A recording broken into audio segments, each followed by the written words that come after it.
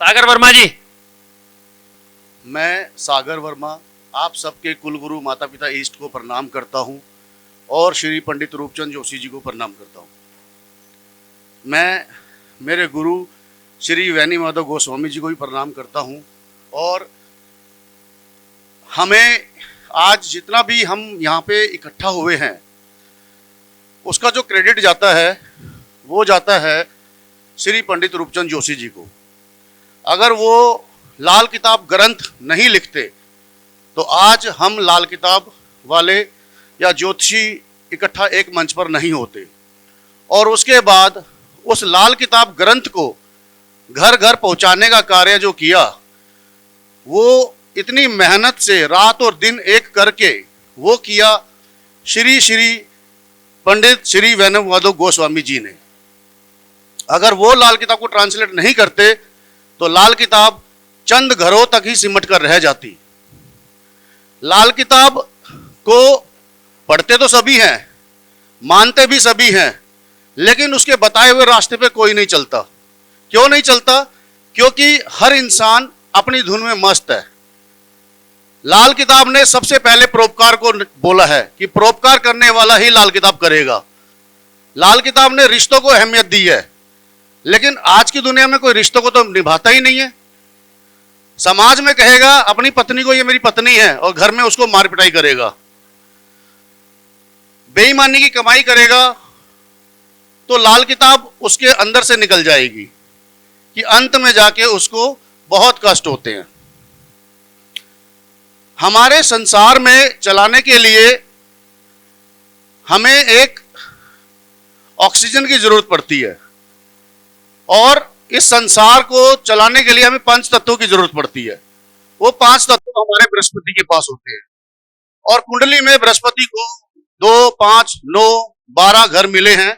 यही 5 तत्व होते हैं जिनसे शरीर बनता है और यही 5 तत्व होते हैं जो अंत में शरीर को छोड़ के चले जाते हैं। कुंडली के अंदर खाना नंबर 1 में जब बृहस्पति होता है तो उसको देखने का तो सभी को पता है कैसे देखा जाएगा कि हमें देखना है कुंडली के 2, 5, 9, 11, 12 में कोई उसके शत्रु ना हो। लेकिन अब बृहस्पति चलता कैसे है? सबने तो ये देख लिया कि बृहस्पति अच्छा है बुरा है, लेकिन अब वो चलेगा कैसे? वो चलेगा राहु के दम पर। बृहस्पति को चलाता है राहु, क्योंकि बृहस्पति तो खाली ज्ञान है, लेकिन उस ज्ञान को चलाने के लिए जो है हमें राहु की ताकत चाहिए। अगर राहु कुंडली में खराब होगा तो बृहस्पति कुंडली में कहीं पर भी बैठा होगा बर्बाद हो जाएगा, चाहे वो उच्च का ही क्यों ना हो। और बृहस्पति को कैद करता है अंडा बुध, लेकिन बृहस्पति जो है उसकी कैद में ज्यादा समय नहीं रह पाता, क्योंकि बृहस्पति बहुत बड़ा प्लेनेट है, गैस का कारक है वो। हमारा शरीर सूर्य का है, हमारे शरीर में प्राण बृहस्पति के हैं, इसीलिए जिंदा शरीर सूर्य का और मुर्दा शरीर भी सूर्य का। अब बृहस्पति के बराबर का ग्रह शनि है। कुंडली में देखने के लिए हमें इसको शनि को भी देखना है। बृहस्पति लगन में बैठेगा, वो शनि की मदद करेगा, लेकिन अगर शनि वर्षफल के अंदर लगन में आ जाएगा तो बृहस्पति के सारे फलों में खत्म कर देगा, कमी कर देगा। वो किसी भी तरह से बृहस्पति को अच्छा फल नहीं देगा, क्योंकि बृहस्पति के अंदर आदत है, जब लगन में बृहस्पति बैठता है तो उसको ऑर्डरिंग की आदत है। ऑर्डरिंग क्या करता है? वो कहता है मेरे को प्राइम मिनिस्टर जानता है, मेरे को वो देश जानता है, मुझे ये देश जानता है। वो काम नहीं करता। राजा की कुर्सी पर बैठा है, मंगल की जमीन में है। अब ये इसकी जो उम्र है वो 16 साल से शुरू होती है, जिसको हम बृहस्पति का पहला दौरा बोलते हैं। 16 से 21 साल की उम्र जो बृहस्पति की है, 22-23 सूर्य की है, 24 चंद्रमा की है। अब बृहस्पति की जो दृष्टि है वो 7th हाउस में जाती है और 25, 26, 27 जो है वो शुक्र की है और 28 से 33 मंगल की है, 34 और 35 बुध की है। ये तो आप सबको पता ही है। तो क्या हमें बृहस्पति जो है 16 से 21 में अगर लगन में बैठा है और हमारी कुंडली के 2, 5, 9, 11, 12 घर भी अच्छे हैं, तब भी क्या वो हमें अच्छा फल देगा? नहीं देगा। क्यों? हमें राहु को देखना है। अगर कुंडली के अंदर एक घर में बृहस्पति है और राहु खाना नंबर 1 से 6 में कहीं बैठा तो बृहस्पति बहुत अच्छा फल देगा, कहीं पर भी हो। और अगर उसके ऊपर 8वें घर में कहते हैं राहु होता है, 11वें में राहु होता है तो बृहस्पति को खराब कर देता है। ऐसा जातक, ऐसा राजा जिसकी टांगे टूट जाए, कुर्सी टूटी होगी, बृहस्पति की सबसे बड़ी निशानी है कि ऐसा इंसान जो अपनी मेहनत से ऊपर उठेगा और एक दिन जब वो दूसरे दौरा में आएगा, जब वो बृहस्पति की उम्र में आएगा, यानी कि जब वो 48 साल को क्रॉस कर जाएगा तो उसको नुकसान होना शुरू हो जाएगा। क्यों नुकसान होगा? क्योंकि उसका 7वां घर खाली है। अब किसी की शादी हो जाए तो कहते हैं बृहस्पति अच्छा हो जाता है। अब मान लो किसी की पत्नी मर गई तो 7वां घर खाली हो गया। अब किसी की शादी ना हो, ऐसे ही बहुत से लोग होते हैं, तो फिर वो क्या बृहस्पति अच्छा नहीं फल देगा? उस समय पे हमें क्या करना है, बृहस्पति जब चले 7th हाउस में आएगा तो वो 4th हाउस से होकर आता है। बृहस्पति कभी भी 7th हाउस में डायरेक्ट नहीं आता, वो चौथे घर से होकर आएगा। तो चौथा घर जो है उसकी मां है। अब चौथे घर में अगर मान लीजिए आपने टॉयलेट बना दिया तो कहते हैं नॉर्थ ईस्ट में टॉयलेट बहुत खराब होता है, लेकिन अगर वो बृहस्पति लगन वाला डॉक्टर है, रिसर्चर है, तो उसको टॉयलेट बहुत अच्छा फल देगा। ज्योतिषी है तो बहुत अच्छा फल देगा। ऐसे में जातक को अगर उसकी शादी नहीं होती है, कुछ नहीं होता, तो उसको साउथ वेस्ट में बैठ जाना चाहिए। और बृहस्पति वाले को अपनी मां का सम्मान करना चाहिए, क्योंकि बृहस्पति जब लगन में होता है तो चंद्रमा कहीं पर भी वो डैमेज होता है, क्योंकि सूर्य के घर में बैठा है ना बृहस्पति, मंगल के साथ बैठा है। तो ऐसे इंसान का छोटा भाई उसको फेवरेबल नहीं होगा, बट वो अपने भाई को जरूर फेवर करेगा। और यहां पर जब बृहस्पति होता है तो ऐसे इंसान की वाइफ को ठुड्डी में चोट लगती है, उसके घर में टूटी हुई कुर्सी पड़ी होगी। अगर उसके घर में टूटी हुई कुर्सी है तो समझ जाइए कि बृहस्पति उसका खराब हो गया। बृहस्पति अपने आप में एक बहुत बड़ा प्लेनेट है, उसको खराब करता है। अब लाल किताब कहती है शराब मत पियो, मांस मच्छी मत खाओ, लेकिन बृहस्पति तो शनि के इशारे पे चलता है। तो लगन में जब बृहस्पति होगा, अगर उसमें चुस्ती चालाकी नहीं होगी तो वो बृहस्पति अपना अच्छा फल नहीं देगा। बृहस्पति यहां पे बैठा है, वो 5वें घर में बैठे हुए प्लेनेट को मदद देता है, लेकिन लाल किताब यह कहती है कि अगर शनि 1 से 6 में हो तो बृहस्पति मदद देगा। अब लाल किताब यह भी कहती है कि शनि अगर 5 में हो तो संतान के सुखों में कमी कर देगा। तो अब ये कहां से लॉजिक आ गया भाई? शनि 5 में है और बृहस्पति 1 में है, संतान के सुखों में कमी कर देगा। क्यों कमी कर देगा? कि अगर वहां पे केतु बृहस्पति के पीछे चला गया तो संतान के सुखों में कमी कर देगा। बृहस्पति की बलि का बकरा केतु है और शनि का भी केतु है। तो ऐसे में इंसान को जो है कुत्ते की पालना करनी चाहिए।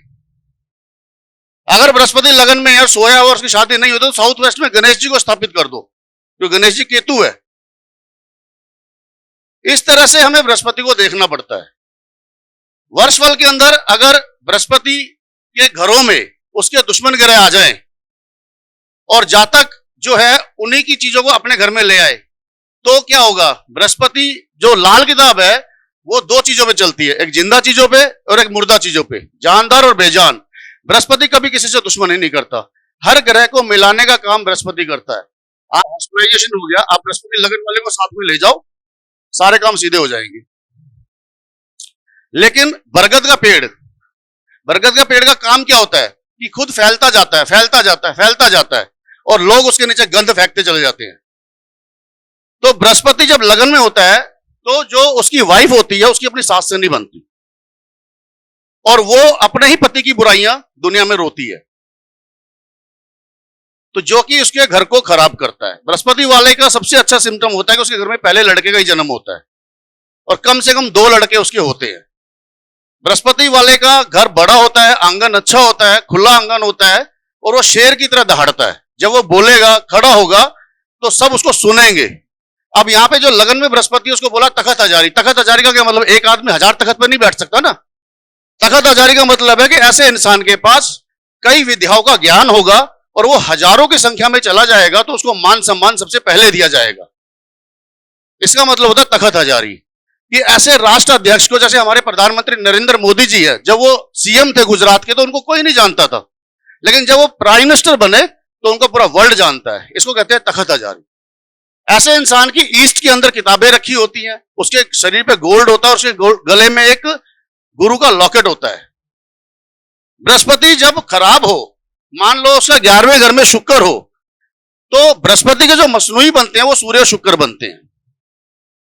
अगर बृहस्पति जो है वो सूर्य की तो मदद करेगा ही करेगा, क्योंकि वो उसका मित्र है, लेकिन शुक्र के साथ भी वो शत्रुता नहीं रखता, शुक्र उसके साथ शत्रुता रखता है। तो देखने में आता है कि शुक्र खराब हो जाए तो उसकी जो वाइफ है उसका मिसकैरेज हो जाता है। ऐसे इंसान को उसकी जो बहन होती है उसका जीवन खराब रहता है, क्योंकि बृहस्पति 7वीं दृष्टि बुध के घर में जा रही है 7th हाउस में, वहां पे वो राहु का निर्माण करता है। बृहस्पति लगन वाले का अपने ससुराल से ज्यादा अच्छा संबंध नहीं बनता, और बृहस्पति वाले के पास 2 घरों की ताकत होती है, 12वें घर की और 9वें घर की, क्योंकि वो उसके अपने घर है।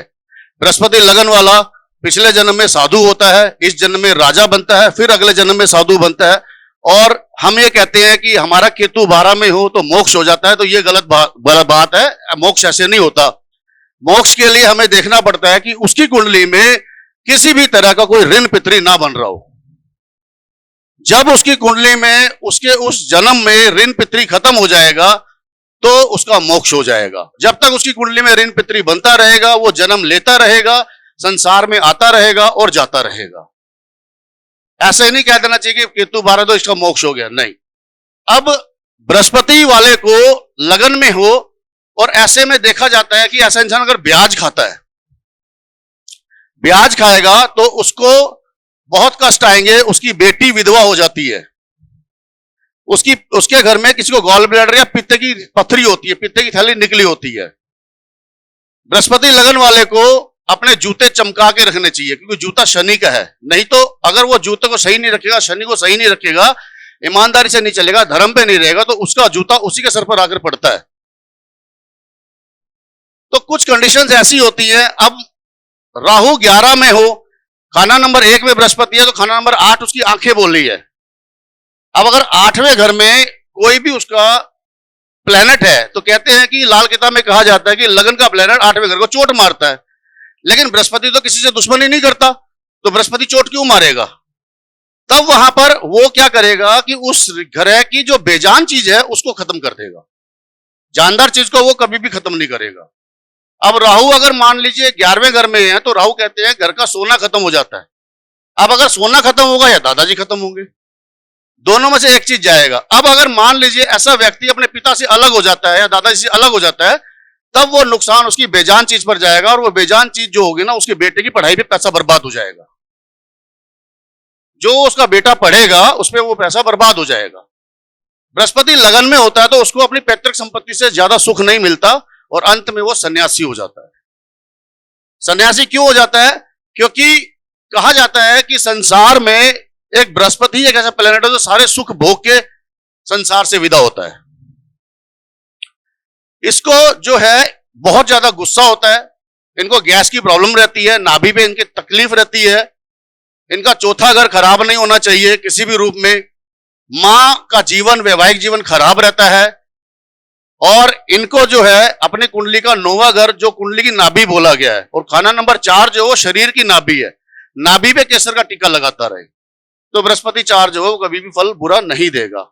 इसी के साथ मैं अपनी वाणी को विराम देता हूं। भगवान आप सबका भला करे। धन्यवाद।